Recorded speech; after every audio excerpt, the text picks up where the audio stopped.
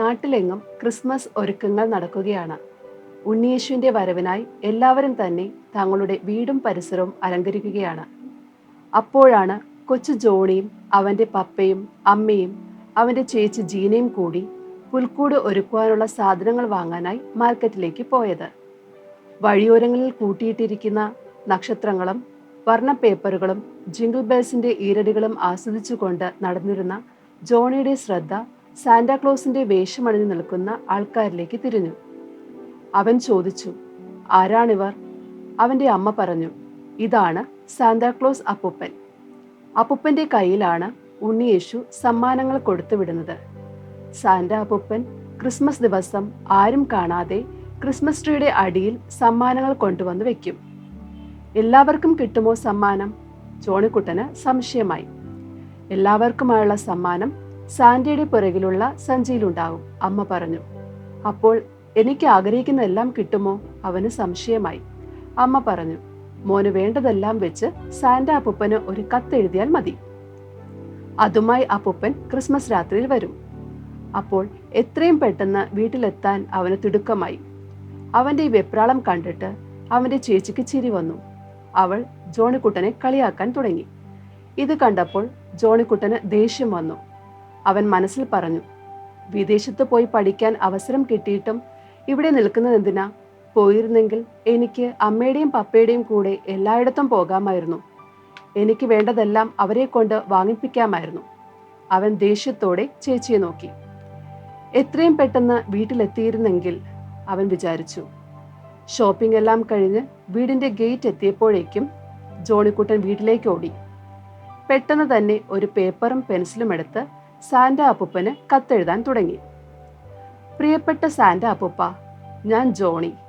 എനിക്ക് ഈ ക്രിസ്മസിന് അപ്പൂപ്പൻ കൊണ്ടുവരേണ്ടത് ഒരു റെഡ് കളർ പപ്പിക്കുട്ടൻ, ഒരു നീല കാർ, പിന്നെ ലൈറ്റ് കത്തുന്ന ഒരു ഷൂസും. ഇത്രയും മതി.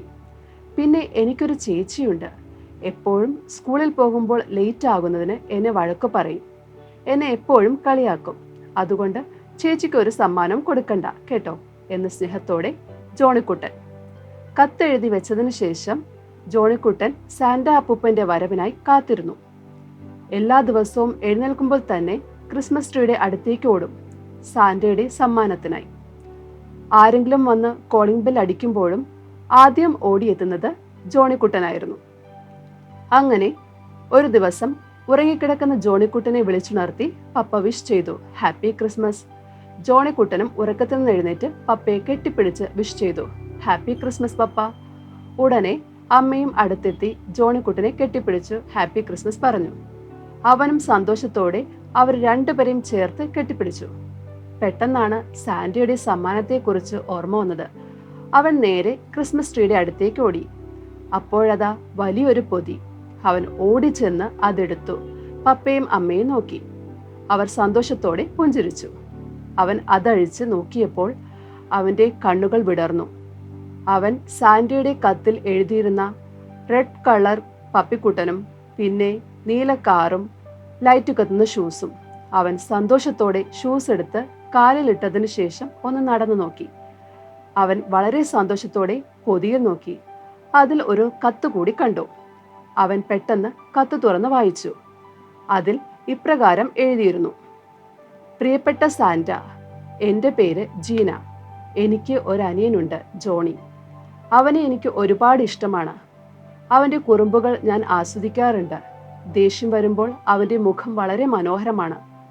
അവനെ വിട്ടുപിരിയാൻ വയ്യാത്തത് കൊണ്ടാണ് എനിക്ക് വിദേശത്ത് പഠിക്കാൻ സ്കോളർഷിപ്പ് കിട്ടിയിട്ടും ഞാൻ പോകാത്തത്. അവൻ സാന്റയുടെ സമ്മാനത്തിനായി കാത്തിരിക്കുകയാണ്. അവൻ ആഗ്രഹിക്കുന്നതെല്ലാം അവന് സമ്മാനമായി കൊണ്ടു കൊടുക്കണേ. അപ്പോൾ അവന് ഒരുപാട് സന്തോഷമാകും. അത് കാണുമ്പോൾ എനിക്കും സന്തോഷമാകും. അവൻ്റെ സന്തോഷമാണ് എൻ്റെ സന്തോഷം. എൻ്റെ ജോണിക്കുട്ടൻ്റെ ആഗ്രഹം സാധിച്ചു കൊടുക്കുമെന്ന പ്രതീക്ഷയിൽ ജോണിക്കുട്ടൻ്റെ ചേച്ചി ജീന. ഇത് വായിച്ചു തീർന്നതും ജോണിക്കുട്ടൻ്റെ കണ്ണുകൾ നിറഞ്ഞൊഴുകി. അവൻ ചുറ്റും നോക്കി. പപ്പയും അമ്മയും അവനെ നോക്കി നിൽക്കുന്നു. ചേച്ചിയെ കാണുന്നില്ല. അവൻ ചേച്ചിയുടെ മുറിയിലേക്ക് ഓടി. അവിടെ അവനെയും കാത്ത് ചേച്ചി ഇരിക്കുന്നുണ്ടായിരുന്നു. ജോണിക്കുട്ടൻ ഓടിച്ചെന്ന് ചേച്ചിയെ കെട്ടിപ്പിടിച്ചു പറഞ്ഞു, ഐ ലവ് യു ചേച്ചി. ജീനയും അവനെ ചേർത്ത് പിടിച്ചു പറഞ്ഞു, ഐ ലവ് യു ജോണിക്കുട്ട. നിന്നെ എനിക്ക് ഒരുപാട് ഇഷ്ടമാണ് കേട്ടോ. അവൾ മുറിയുടെ വാതിലിൽ നിൽക്കുന്ന പപ്പയും അമ്മയും നോക്കി പറഞ്ഞു. ഇതാണ് ഈ വർഷത്തെ എൻ്റെ ഏറ്റവും വലിയ സമ്മാനം.